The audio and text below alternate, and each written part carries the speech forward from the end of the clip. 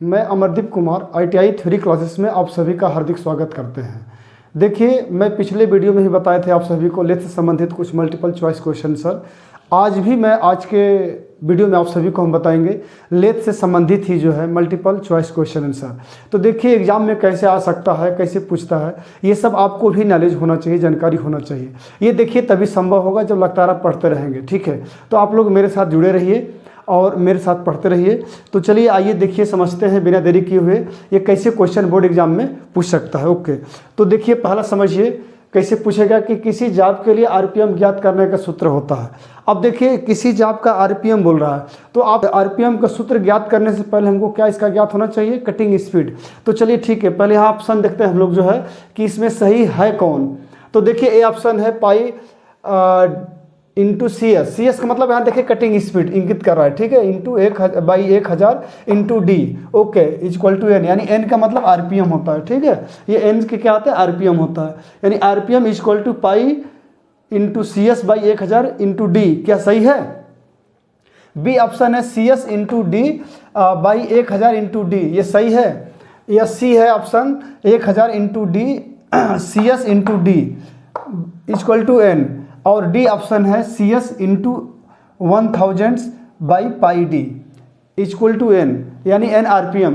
क्या इसमें से चारों में से सही कौन आपको लग रहा है? तो यहाँ देखिए चारों को ऑप्शन को देखते हुए यहाँ पे डी ऑप्शन बिल्कुल यहाँ पे सही होगा, ठीक है। C S into 1000 by pi into D. अब ये कहाँ से आया? ये जब आप सभी को हम बताएंगे कटिंग स्पीड फिट, तो उसी में जो है इसका सूत्र आपको हम बता देंगे। लेकिन यहाँ पे समझिए कि इसका ये कहाँ से आया, तो ज़रा देखिए समझिए आप सभी लोग।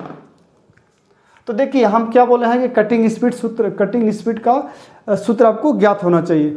तो कैसे ज्ञात होगा देखिए ज़रा ये समझिए। मान लीजिए चलिए यहाँ पे cutting speed equal to C S, cutting speed equal to pi D into N by 1000 होता है, समझिए कटिंग स्पीड होता है, ठीक है।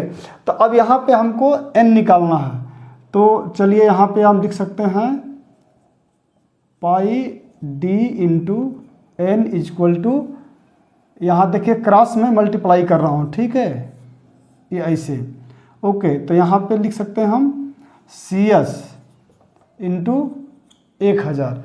अब इसलिए यहाँ पे एन कर सकते हैं, एन इक्वल टू क्या हो जाएगा, सी एस इंटू 1000 बटा में पाई इंटू डी, ठीक है। तो अब यहाँ देखिए डी क्या है, डायामीटर दिखा रहा है, ठीक है। ये क्या है, डायामीटर, METER, ठीक है। डी का मतलब यहाँ पे डायामीटर है, सी यानी कटिंग स्पीड है, ठीक है। पाई का मतलब आप समझ ही रहे हैं, पाई का मान कितना होता है 3.14, यहाँ पाई इक्वल टू, ठीक है। तो इस तरह से हमको क्या करना, आरपीएम का सूत्र निकालना है। तो क्या हो जाएगा, C S into 1000 by pi into D, ठीक। इसी के सूत्र के आधार पे अगला क्वेश्चन नंबर 2, किसी 50 mm छड़ को 25 मीटर प्रति मिनट, देखिए एम का मतलब मीटर बाई मिनट, यानी मीटर प्रति मिनट की दर से काटने के लिए स्पेंडल की आरपीएम है। इसमें देखिए चारों में से एक सही है, तो इसको आप कैसे कैलकुलेशन करोगे? अब यहाँ पे सही ऑप्शन कैसे निकलेगा? इसमें से आप जो है इस सूत्र के आधार पे यहाँ से रखकर इस चीज़ को ये इसमें से आप ज्ञात कर सकते हैं कि इसमें सही आंसर कौन है। तो देखिए यहाँ पे इसको चारों में से देखते हुए आपको बता दे रहा हूँ कि ए ऑप्शन है 160.12, बी ऑप्शन है 159.23, सी ऑप्शन है 158.23 और डी ऑप्शन है 161.30। यानी आप सभी लोग बताइए कि इसमें से सही आंसर होगा कौन। तो इसको चारों में से देखते हुए देखिए आंसर सही कौन होगा, यहाँ पे बी ऑप्शन, यहाँ पे बी आपका बिल्कुल सही होगा, 159.23। अब देखिए ये आएगा कैसे, अब कहाँ से आएगा, इसी बेस पे रखना है। ये जो सूत्र निकाले हैं, अब देखिए सूत्र निकाले हैं क्या है, C S into 1000 by pi into D, ठीक है। अब देखिए सी एस का मतलब क्या है, कटिंग स्पीड। अब देखिए यहाँ पे कटिंग स्पीड क्या दिया है, 25 मीटर प्रति मिनट, ये क्या है, कटिंग स्पीड है, ओके। अब देखिए कटिंग स्पीड हमको मिल गया, कितना है, 25, ओके। अब इनटू देखिए 1000 कर देना है यहाँ पे बाई पाई का मान कितना होता है 3.14 3.14 इंटू डी बड़ा व्यास इसका क्या है 50 mm के व्यास, ठीक है, यानी यहाँ पे हम 50 mm लिख सकते हैं। ओके, अब इसको जैसे आप सभी लोग लगाते हो वैसे लगाओगे, ठीक है, तो इसका आंसर कितना आएगा 159.23 यही आंसर आएगा। यानी एक बार देख लेते हैं, अभी कटा लेते हैं, देखिए जीरो, ये जीरो कट गया, ठीक है, यानी 5 दूना के 10 यानी 20, 20 पाँचे 100, ठीक है, और ये 25 दूना के 50 यानी ये हो गया 500/3.14, ठीक है। अब जब इसको आप कैलकुलेशन करोगे काटोगे तो कितना आएगा 159.23, यही इसका क्या होगा आरपीएम होगा, ठीक। तो ऐसे ही आप सभी को लगाना है और समझना है, ठीक। अब देखिए आगे अगला क्वेश्चन है, क्वेश्चन नंबर 3 पूछ रहा है कि हाई स्पीड स्टील HSS का मतलब क्या होता है, हाई स्पीड स्टील औजारों की अपेक्षा कार्बाइड टिप्स औजारों में कर्तन गति यानी कटिंग स्पीड लगभग निम्न गुना बढ़ जाता है। अब तो ये ऑप्शन है, देखिए 2 गुना, 3 गुना, 5 गुना, 6 गुना। तो आपका ऑप्शन सही कौन इसमें होगा, देखिए चारों को देखते हुए यहाँ पे बी ऑप्शन बिल्कुल यहाँ पे सही होगा, ठीक है, 3 गुना। देखिए 3 गुना जो है इसका स्पीड बढ़ जाएगा।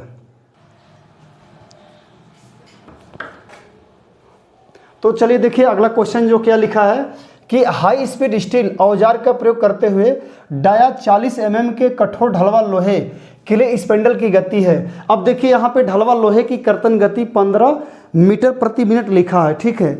अगर मान लीजिए तो इस पे क्या होता है कि ए ऑप्शन है 119.3 आरपीएम, बी ऑप्शन है 120.3 आरपीएम और डी है सी है 118.23 आरपीएम और डी है 122.90 आरपीएम।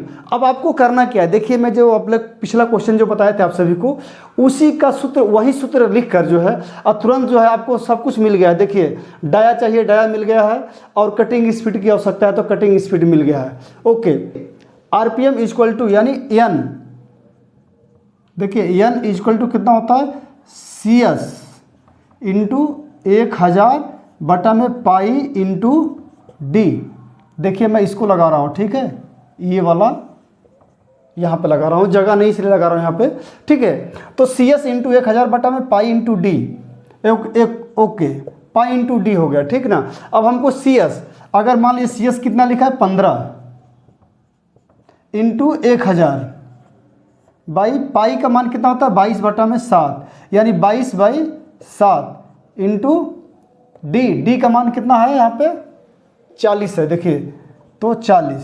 ओके, अब यहाँ पे 22/7 है तो यहाँ 7 जो है ऊपर कर सकते हैं यहाँ पे, ठीक, पलट जाता है तो यहाँ मिटा दीजिए। ओके, अब यहाँ पे आप इसको जो सॉल्व करेंगे तो इसको सॉल्व करेंगे तो कितना आएगा यहाँ पे इसका 119.30 119.30 यहाँ पे आएगा आंसर, ठीक है। तो इस तरह से यहाँ पे चारों का ऑप्शन देखते हुए कौन सही होगा आपका 119.30। आपको करना क्या है कि बहुत कुछ नहीं है इसमें, आपको सूत्र ज्ञात होना चाहिए, सूत्र ज्ञात करके और जो क्या करना है आपको वहीं से रखते चले जाना है, कैलकुलेशन जो है कर लिख लीजिए तुरंत। तो अब इसको ज़रा स्पीड आपको बढ़ाना पड़ेगा, ठीक है। जब बढ़ेगा कैसे स्पीड, जब प्रतिदिन मेहनत करेंगे देखेंगे तब।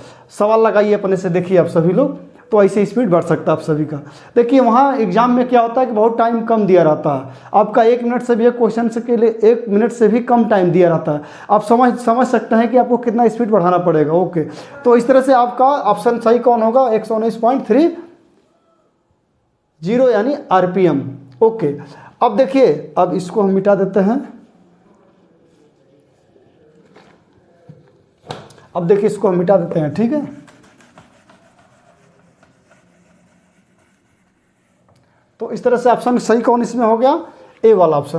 अब देखिए क्वेश्चन नंबर 5 क्या लिखा है कि वर्ग स्कंद यानी स्क्वायर शोल्डर के मशीन करने का प्रयोजन क्या होता है। अब देखिए जो मशीनिंग आप करते हैं सभी लोग, तो उसमें क्या होता है कि स्क्वायर शोल्डर कई प्रकार का होता है। बेवल शोल्डर होता है, वर्क शोल्डर होता है, रेडियस होता है, ठीक है, अंडर कट होता है। ये सब क्या है, शोल्डर है, शोल्डर के प्रकार होता है। अब उसी में एक शोल्डर की बात कर रहा है कि स्क्वायर शोल्डर के मशीनन करने का प्रयोजन क्या है। देखिए जब स्क्वायर शोल्डर बना रहे हैं तो स्क्वायर शोल्डर बनाने का उद्देश्य क्या है। देखिए हर शोल्डर का कुछ ना कुछ उद्देश्य होता है। जैसे रेडियस बना रहे हैं उसका उद्देश्य है, बेवल कर रहे हैं उसका उद्देश्य होता है, ठीक है। तो इसी तरह से स्क्वायर कर रहे हैं तो इसका भी कुछ उद्देश्य है। तो यही 4 ऑप्शन दिया है कि इसमें से सही आपका होगा कौन।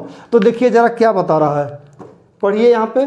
तीक्ष्ण यानी शार्प कोनों को, किनारों को कम करने के लिए, जो कोना होता है उसको क्या होता है, कम करने के लिए। बी ऑप्शन है मिलान पुर्जों को सही फिटिंग प्राप्त करने के लिए। और सी ऑप्शन है कि स्कंद को अतिरिक्त सामर्थ्य प्रदान करने के लिए। सामर्थ्य मतलब मजबूती होता है, मजबूती को प्रदान करने के लिए, ठीक है। डी है स्कंद की सामर्थ्य बढ़ाना, ठीक है, यानी शोल्डर होता है, शोल्डर की जो है सामर्थ्य बढ़ाना, शोल्डर को सामर्थ्य मतलब मजबूती बढ़ाना, ठीक है। तो इस तरह से देखिए यहाँ पे चारों में से ऑप्शन को देखते हुए वहाँ पे आप बताइए कौन सही होगा। तो देखिए यहाँ पे चारों में से देखते हुए यहाँ पे बी ऑप्शन बिल्कुल आपका यहाँ पे सही होगा कि मिलान पुर्जों की सही फिटिंग प्राप्त करना होता है।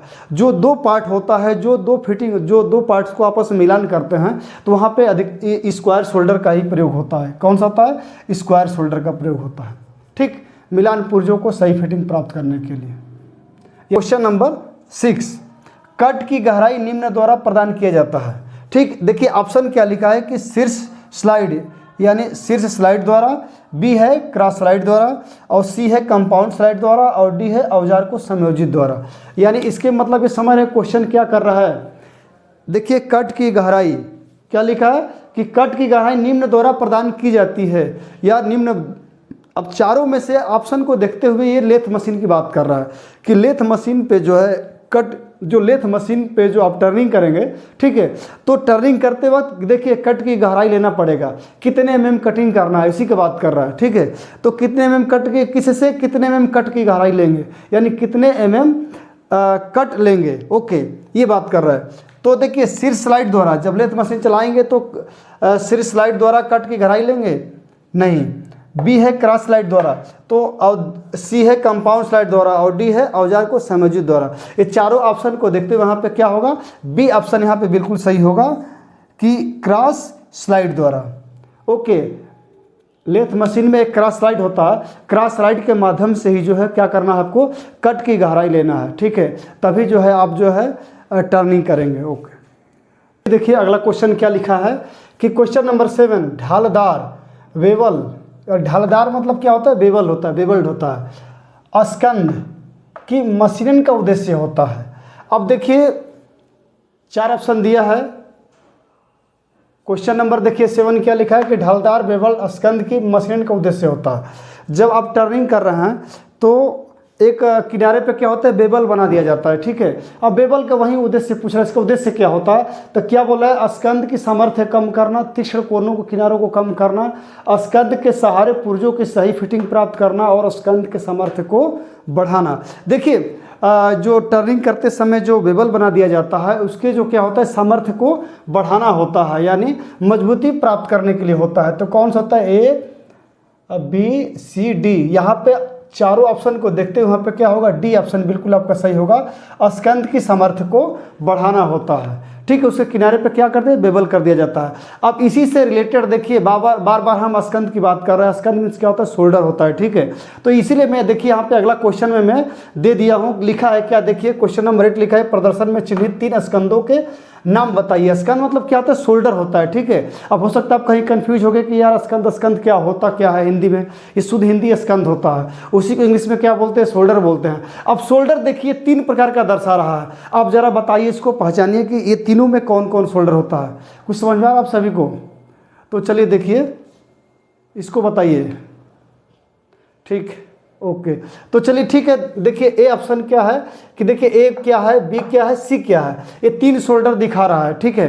तो अब देखिए यहाँ पे ऑप्शन को देखते हुए ए जो है क्या है, यहाँ पे स्क्वायर शोल्डर यही है, देखिए ऐसे ही स्क्वायर शोल्डर होता है, ठीक है। ये बिल्कुल जो ये समकोण में है ना, यहाँ पे देखिए समकोण है बिल्कुल जो है, तो क्या होता है, हम क्या बोलते हैं, square, SQUARE, square shoulder, SHOULDER। Okay, ये क्या होता है, ए ऑप्शन है, ये स्क्वायर शोल्डर है। अब देखिए बी है, बी यहाँ पे क्या होता है, इसको फिल्टेड बोलते हैं, ठीक है, या इसको रेडियस बोल सकते हैं, इसको रेडियस बोल सकते हैं, यानी फिल्टेड, FILLETTED, फिल्टेड शोल्डर, SHOULDER, ठीक है, ये क्या है, फिल्टेड शोल्डर होता है। अब इसके बाद देखिए सी, ये सी क्या होता है, वेबल होता है, वेबल शोल्डर, VEVELLED,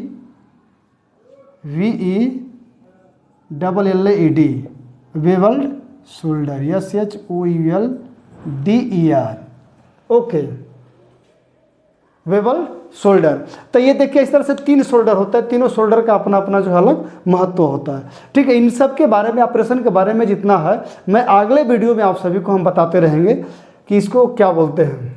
क्या कर रहा है कि हाई स्पीड औजार से एल्युमिनियम की कटिंग के लिए कटिंग स्पीड होता है। अब बताइए चारों में से सही ऑप्शन कौन है। देखिए ए ऑप्शन दिया 70 से 100, बी है 50 से 80 और सी है 35 से 70 और डी है 35 से 50। इसमें सही ऑप्शन कौन होगा। यहाँ पे देखिए चारों को देखते हुए यहाँ पे सबसे ऑप्शन जो है यहाँ पे एल्युमिनियम की कटिंग स्पीड होता है, कितना होता है, 70 से 100, 70 से 100 होता है, एल्युमिनियम को होता है, ठीक है। इसके बाद देखिए ये पीतल का होता है, बी क्या है, 50 से 80 पीतल,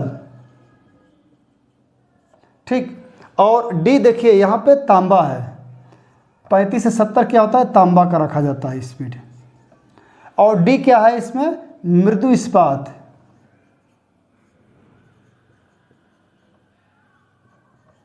मृदु इस्पात यानी MS, माइल्ड स्टील। ओके, तो इस तरह से इसका क्या देखिए कटिंग स्पीड होता है। तो अब देखिए अगला नंबर क्वेश्चन क्या लिखा है, क्वेश्चन नंबर 10 कि किसी जाब पर फेसिंग करते समय जाब के सेंटर में P पॉइंट बन जाता है।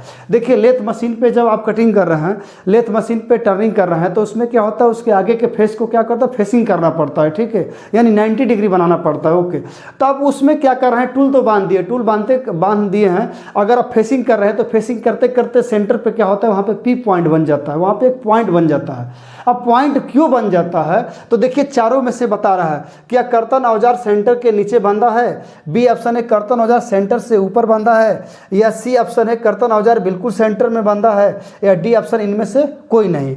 अब देखिए यहाँ पे, अब देखिए कर्तन औजार सेंटर के नीचे बंधा है। यहाँ पे चारों ऑप्शन को देखते हुए यहाँ पे देखिए कटिंग औजार जो है बंधा है, लेकिन सेंटर से उसके क्या होता है, नीचे बंधा है ना।